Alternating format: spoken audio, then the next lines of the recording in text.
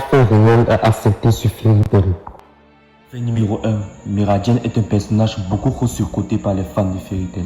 Bien qu'il soit vrai que le personnage n'ait pas suffisamment de temps d'écran comparé à Elsa, cependant, les rares fois où on peut la voir combattre, elle a souvent tendance soit à perdre ses combats, soit à les gagner, mais avec une grande difficulté. Azuma, elle a perdu. Face à cela, sans l'intervention d'Elfman, elle aurait fini par mordre la poussière. Et après avoir épuisé toute sa magie pour juste vaincre deux sous-fifres d'Aileen qui n'avaient même pas le niveau d'un Spriggan 12, elle s'est bien fait corriger par cette dernière.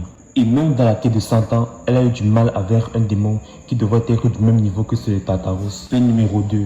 Gadjil est sous-exploité dans la quête de 100 ans. Je sais pas pour vous, mais moi j'ai l'impression que lorsqu'un perso d'anime décide de fonder sa propre famille, il devient moins puissant qu'il était à l'origine. Gadjil n'a pas fait exception à cette règle, car il a enchaîné des déceptions depuis le début de la quête de 100 ans. Sinon, je n'arrive pas à comprendre comment un personnage si puissant à la base et derrière l'un de mes préférés a pu tomber dans un downfall pareil. Et enfin, fait numéro 3. Azuma est bien plus puissant qu'Ultia. Elle a beau être la chef des 7 chevaliers du purgatoire, elle n'en demeure pas moins inférieure à Azuma lorsqu'elle a pris possession de la magie de l'île Ténèbres. À ce moment-là, Azuma possédait une ressource magique quasi illimitée, volant à tous les mages les plus puissants de Fairy Tail. Et sans le pouvoir du scénario, Elsa ne l'aurait clairement jamais battu.